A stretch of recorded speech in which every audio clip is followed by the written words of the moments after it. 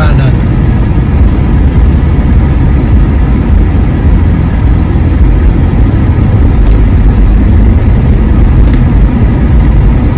May mga bagong building na rin dito. Dati yan itong area na ito, itong lugar na ito halos may South Wrecking Yard yan. Nung araw kasi uso pa yung pupunta ka sa wrecking yard, kuha ka ng pyesa ng sasakyan. Kailangan mo ng bumper, kailangan mo ng maliliit na tornilyo. Dito merong wrecking yard dito dati, itong lugar na ito. South 102 Street. Yung kaliwa na yun, papunta po yun ng post office ng Oxbow.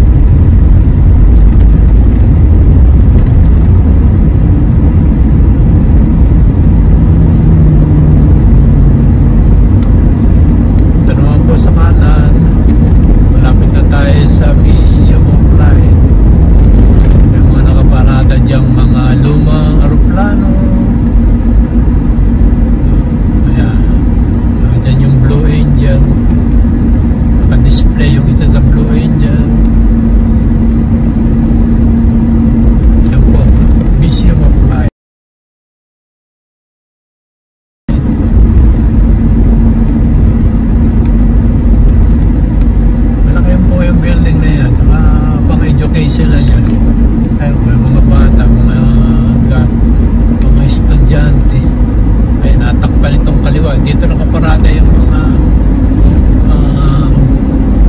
yung mga aeroplano ng mga presidente.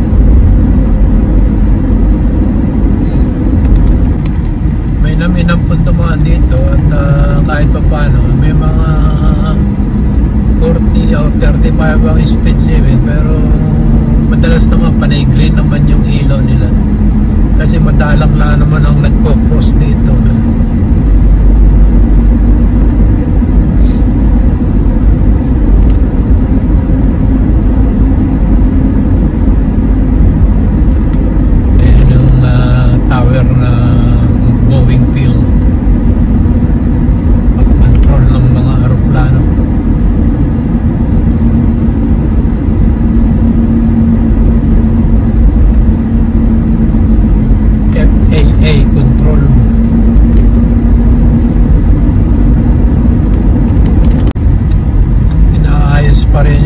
Kalsada dito may harap ng Boeing field.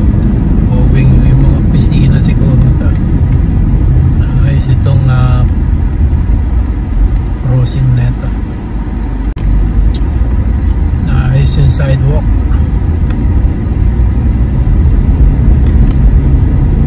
Sa banda ron yarin ito dito naman sa banda rito ayos ang sidewalk nila. Nabuhitan pa tayo ng itlap.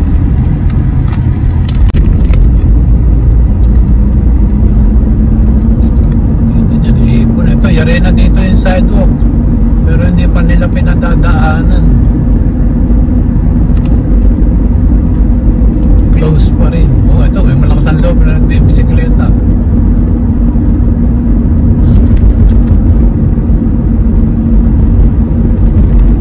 Ayan, sarado pa oh. Diyan na nga naman siya gamitin na niya. Hindi naman niya masisira yung espalto.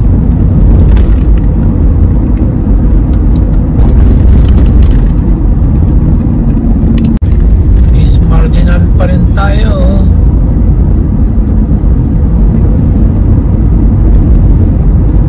Diretso lang. Kung gusto mong mag-I-5 sa banda daw, pwedeng kumanan para makuha mo yung pa-I-5. Pero ito diretso, Highway 99 is marginal way. Ang labas mo nito doon sa may waterfront na, sa may Dearborn. Kung hindi ka magtatunnel, kailangan mag-stay ka sa kanan, yung last exit. Kasi pag gumit na ka sa kaliwa, maobliga ka magbayad sa toll.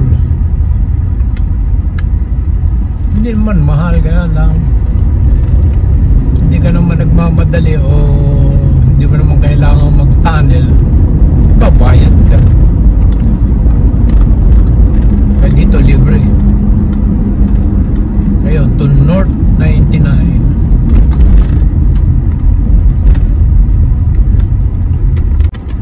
Yan, go na tayo. Michigan Street. Dito lang tayo sa gitna. Kasi didiretso tayo ng 99 eh.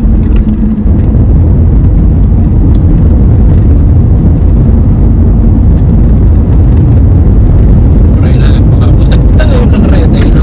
Butan tayo ng red. Butan tayo ng red.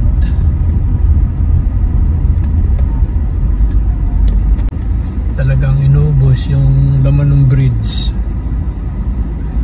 Isang minuto na kami mahigit eh. Siguro nasa 90 seconds or 2 minutes para let go itong mga galing sa First Avenue. Kasi yan, go na kami.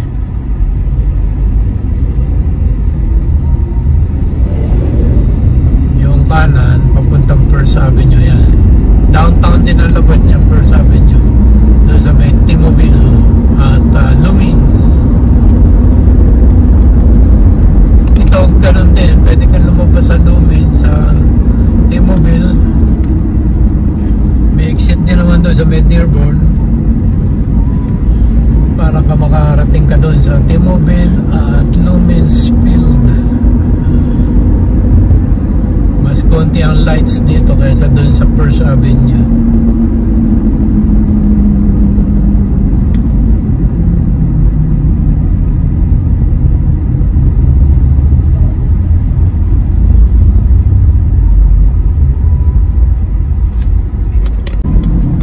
Sa Lucilla, South Lucilla Street.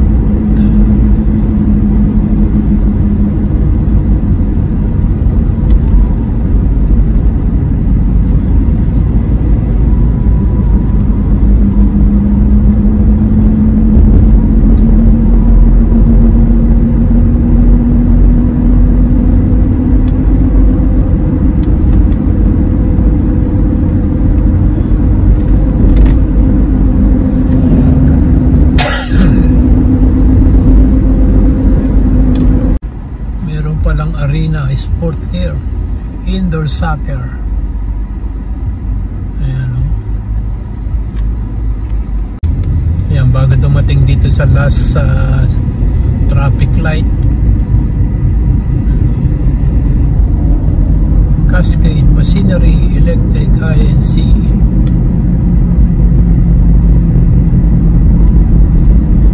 Meron pa palang isang traffic light doon.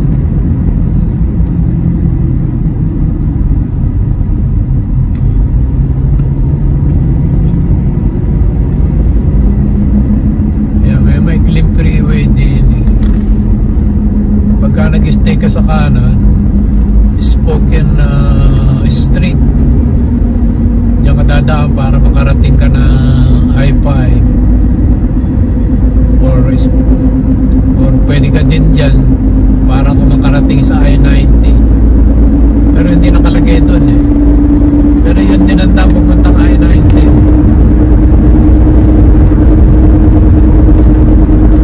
I-5 ka muna tapos sa I-90.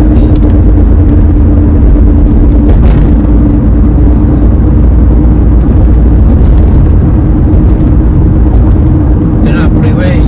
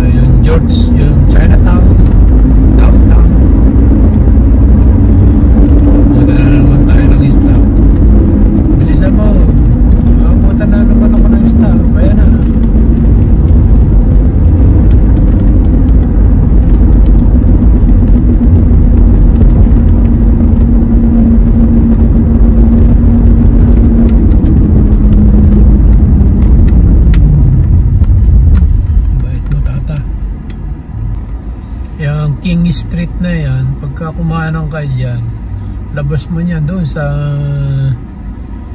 King Station at parking ng Luminsfield. Doon na tayo. Tapos itong Jackson, labas mo niya Chinatown pagka kumanong ka dyan. Chinatown ang lusot mo dyan.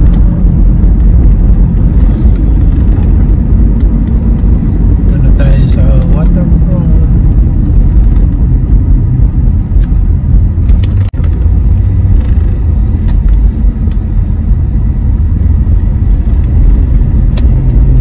Tayo sa truck. Ayan tayo sa Tesla sumunod.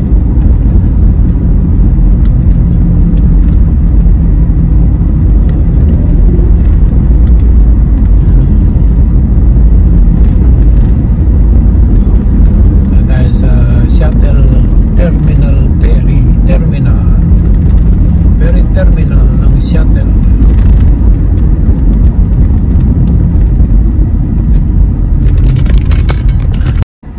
Dito tayo sa waterfront, Pier 54 54 Madison Street at Alaskan Way. Yan sa Hybars.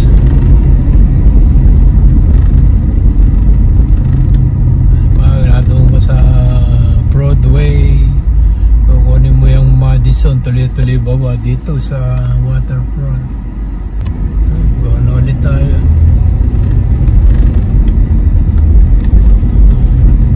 Yan lang ang problema dito, pa na-i-stop pag ganitong oras kasi may tumatawid palagi para sa mga turista pwedeng tawid-tawid.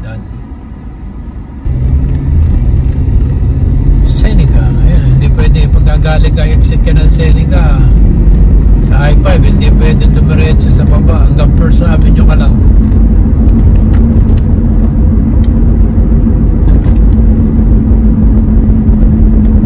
Dito na ngayon ginagawa yung torch parade ng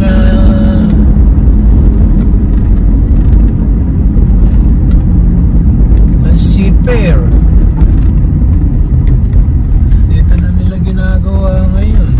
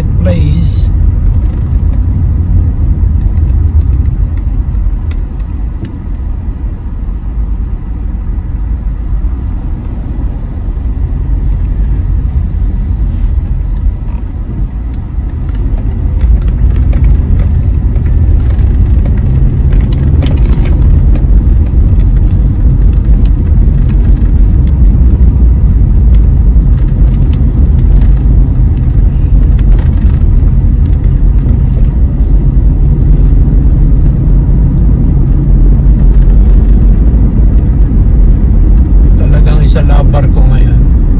Sa labar ko. Ang wala, Carnival Spirit. Dito na po tayo sa Pier 91.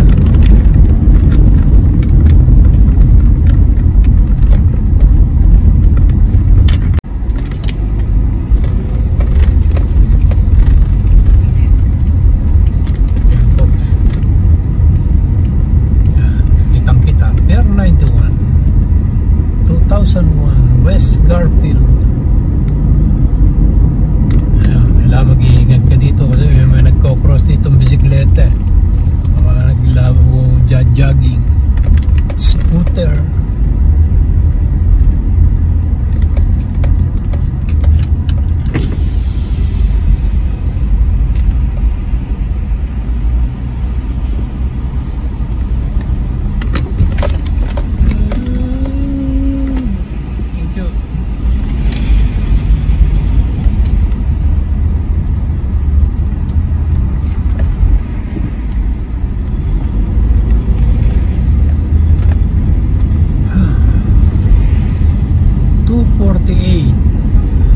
Touchdown na tayo dito sa Pier 91.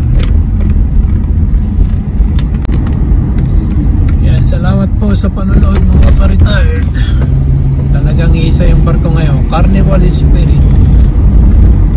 Dumating po kanina yung mga alas 6 ng umaga.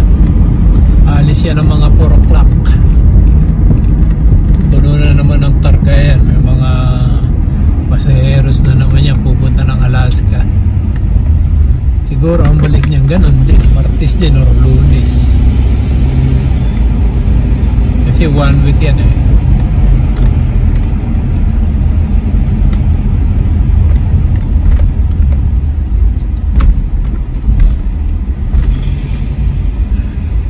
Tayo, salamat po sa panonood. Gandang araw. Bye bye.